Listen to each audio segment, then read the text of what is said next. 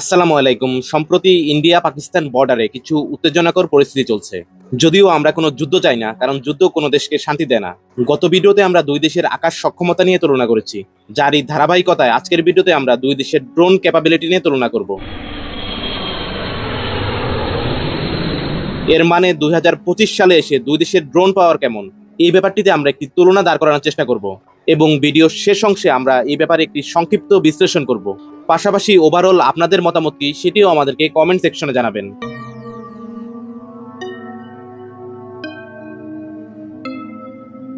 আধুনিক যুদ্ধে ড্রোন ওয়ারফেয়ারটি একটি খুব গুরুত্বপূর্ণ, যেটাকে আসলে ফ্রন্ট লাইন ওয়্যার মেশিন বলা হয়।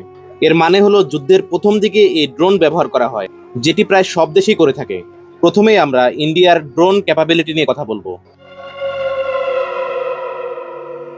শুরুতেই আমরা যদি ইন্ডিয়ার নিজস্ব তৈরি ড্রোনগুলো নিয়ে আলোচনা করি, ইন্ডিয়ার প্রায় 200টার মতো স্টার্ট আপ এবং তাদের যে ডিআরডিও, যার মানে ডিফেন্স রিসার্চ ডেভেলপমেন্ট অর্গানাইজেশন, এই অর্গানাইজেশনগুলোর মাধ্যমে ইন্ডিয়া তার নিজস্ব প্রযুক্তিতে ড্রোন তৈরি করে। এর মধ্যে উল্লেখযোগ্য হলো রুস্তম সিরিজ, নেত্রা সিরিজ এবং ঘাটাক সিরিজ, যদিও ঘাটাকটি এখনো ডেভেলপমেন্ট পর্যায়ে রয়েছে। এই পুরো ড্রোন প্রোগ্রামকে আইডিএক্স অর্থায়ন করে। পাশাপাশি ইন্ডিয়া বাইরের দেশ থেকেও বিভিন্ন অ্যাডভান্স ড্রোন সিস্টেম ক্রয় করেছে। এর মধ্যে উল্লেখযোগ্য হলো ইউএস থেকে ক্রয় করেছে MQ-9B র্যাপার, প্রায় 31টি ইউনিট তারা ক্রয় করেছে, যার ওভারঅল বাজার মূল্য $3 বিলিয়ন। তারা ইসরায়েল থেকেও কিছু সংখ্যক ড্রোন ক্রয় করেছে, তার মধ্যে উল্লেখযোগ্য হলো হেরন সিরিজ। এছাড়া তারা হারমেস 900 ড্রোনও কিনেছে। পাশাপাশি ইসরায়েল থেকে তারা হারুপ ড্রোনও ক্রয় করেছে। এই ড্রোনগুলোর মাল্টিমিশন ক্যাপাবিলিটিস রয়েছে, যেমন recognition, precision attack, anti submarine এবং গাইডেন্স সিস্টেম রয়েছে। ইন্ডিয়ার আরেকটি গুরুত্বপূর্ণ ডেভেলপমেন্ট হচ্ছে ড্রোন সোয়াম, যার মাধ্যমে একাধারে অনেকগুলো ড্রোন একটি কমন টার্গেটকে ডিস্ট্রয় করার জন্য ব্যবহার করা হয়। 2023 সালে তারা এই ড্রোন সোয়াম টেকনোলজি তৈরি করেছে। এটি ডেভেলপ করেছে new space research and technology. এই ড্রোন সোয়াম টেকনোলজির মাধ্যমে শত্রুপক্ষের ডিফেন্স সিস্টেমকে কিছুটা দুর্বল করে ফেলা যায়, যার মাধ্যমে একসাথে 1 থেকে 1,500 ড্রোন অ্যাটাক করতে পারে, যার ফলে শত্রুর ডিফেন্স সিস্টেমটি অত ভালো কাজ করতে পারে না।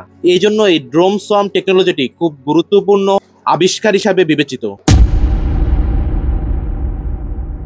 এখন যদি আমরা কথা বলি ইন্ডিয়ার কাউন্টার ড্রোন সিস্টেম নিয়ে, শত্রুপক্ষ যখন ইন্ডিয়াকে ড্রোন অ্যাটাক করে, সেটিকে মোকাবেলা করার জন্য তারা এই কাউন্টার ড্রোন টেকনোলজি ডেভেলপ করেছে। বর্তমানে তারা এই এন্টি ড্রোন টেকনোলজির উপরে ইনভেস্ট করছে, যার মধ্যে উল্লেখযোগ্য হলো RF জ্যামার অর্থাৎ রেডিও ফ্রিকোয়েন্সি জ্যামার, আরও রয়েছে লেজার ডিরেক্টেড এনার্জি ওয়েপন।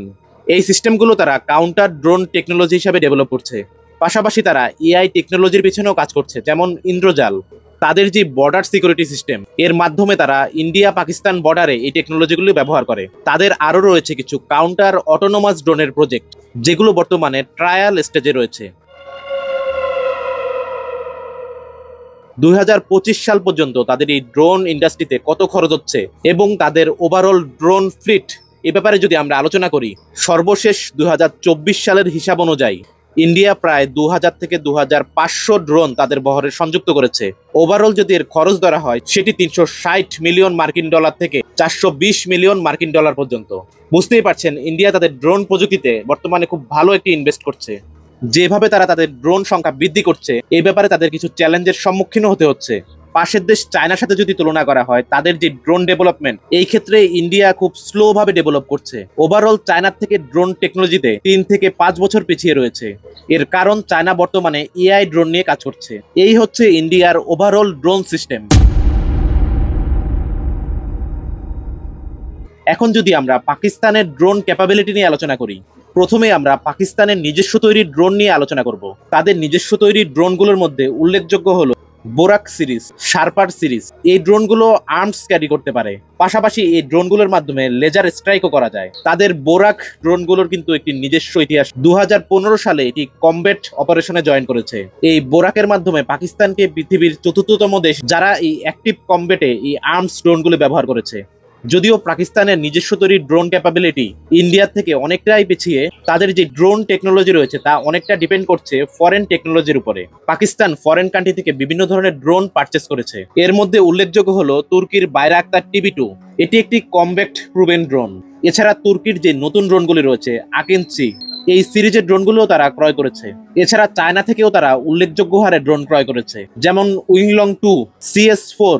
এই ড্রোনগুলো প্রিসিশন স্ট্রাইক, এআই সার্ভুলেন্স এবং ইলেকট্রনিক ক্যাপাবিলিটি সম্পূর্ণ।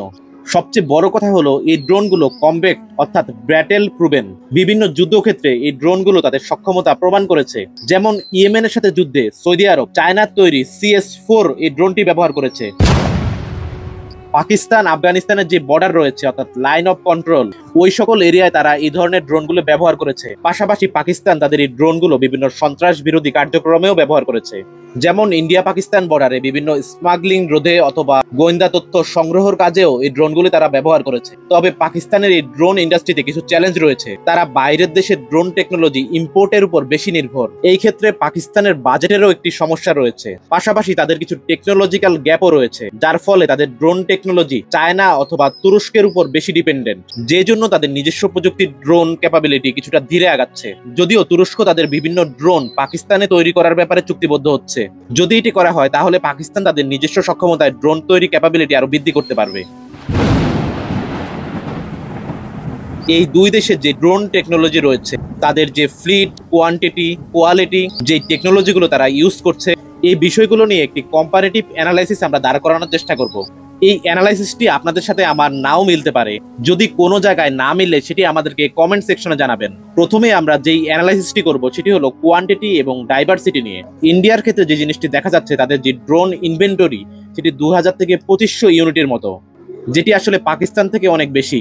তারা তাদের নিজস্ব প্রযুক্তির ড্রোন তৈরি পাশাপাশি ইম্পোর্টের উপরও জোর দিচ্ছে। তবে পাকিস্তানের ক্ষেত্রে যেটি দেখা গিয়েছে, তারা তাদের ফ্লিট সাজিয়েছে বাইরাক্তার TB2 বা উইংলং 2 এই ধরনের কমব্যাক্ট প্রুভেন ড্রোন দিয়ে। এই ড্রোনগুলো কিন্তু যুদ্ধক্ষেত্রে অনেক সাফল্য লাভ করেছে। এখানে সবসময় সংখ্যা দিয়ে কিন্তু বিচার করা যায় না। যুদ্ধক্ষেত্রে কোন ড্রোনগুলো বেশি কার্যকারিতা রাখতে পেরেছে সেটিও কিন্তু গুরুত্বপূর্ণ। টেকনোলজি নিয়ে যদি আমরা কম্পেয়ার করি, ইন্ডিয়ার যে নতুন টেকনোলজি রয়েছে AI ড্রিভেন ড্রোন অথবা সোয়াম টেকনোলজি, এর মাধ্যমে তারা তাদের মিসাইল এবং ড্রোন একই সিস্টেমের মধ্যে গাইডেড করতে পারে। অন্যদিকে পাকিস্তানের এই ধরনের কোনো সোয়াম টেকনোলজি চোখে পড়েনি। তাদের যে ড্রোন রয়েছে সেগুলো ট্যাকটিক্যাল প্রিসিশনের উপর ডিপেন্ড করে। এর মানে ড্রোনগুলো সরাসরি অ্যাটাক অথবা কমব্যাটের জন্য রেডি।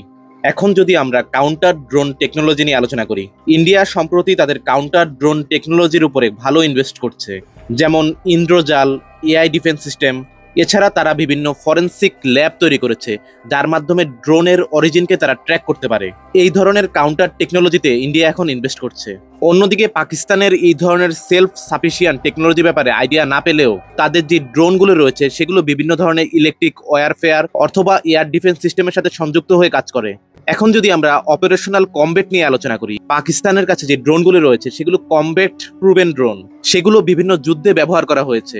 এই অপারেশনাল এক্সপিরিয়েন্স এবং কমব্যাট এক্সপিরিয়েন্স থেকে বোঝা যাচ্ছে পাকিস্তানের এই ড্রোনগুলো ট্যাকটিক্যাল এঙ্গেজমেন্টে খুবই সক্রিয়। অন্যদিকে ইন্ডিয়া তাদের ড্রোনগুলো বর্ডারে ডিপ্লয় করে থাকে, যেমন পাকিস্তান ইন্ডিয়া বর্ডার অথবা ইন্ডিয়া চায়না বর্ডার। এই ধরনের বর্ডারে তারা ড্রোনগুলো দিয়ে সার্ভুলেন্স করে।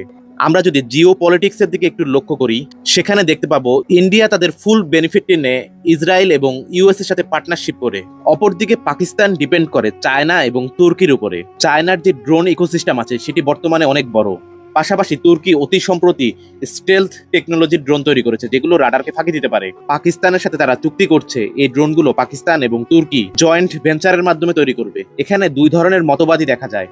অনেকেই মনে করে পাকিস্তানের যে কাটিং এজ টেকনোলজি অথবা কমব্যাট প্রুভেন ড্রোন রয়েছে সেগুলো ইন্ডিয়ার S-400 ডিফেন্স সিস্টেমটিকে নিউট্রালাইজ করতে পারে। অপরদিকে অনেকে এটাও মনে করে ইন্ডিয়ার যে ড্রোনের ফ্লিট সংখ্যা বেশি, অর্থাৎ তাদের ড্রোন সংখ্যা পাকিস্তানের থেকে দ্বিগুণেরও বেশি। পাশাপাশি তাদের যে এন্টি ড্রোন সিস্টেম রয়েছে এগুলোর জন্য ইন্ডিয়া পাকিস্তান থেকে কিছুটা এগিয়ে থাকবে। এই দুই ধরনের মন্তব্যই আমরা শুনতে পাই। ওভারঅল যদি আমরা একটি সামারি করি, পাকিস্তান এবং ইন্ডিয়া এই দুটি দেশের মধ্যে কোনো দেশকেই আমরা উইনার হিসাবে ঘোষণা করতে পারছি না। এর কারণ হলো ইন্ডিয়ার কাছে রয়েছে অনেক বেশি ড্রোন, পাশাপাশি তাদের রয়েছে ড্রোন সোয়াম টেকনোলজি এবং কাউন্টার ড্রোন টেকনোলজি। অপরদিকে তারা নিজস্ব তৈরি ড্রোনের দিকেও মনোনিবেশ করছে।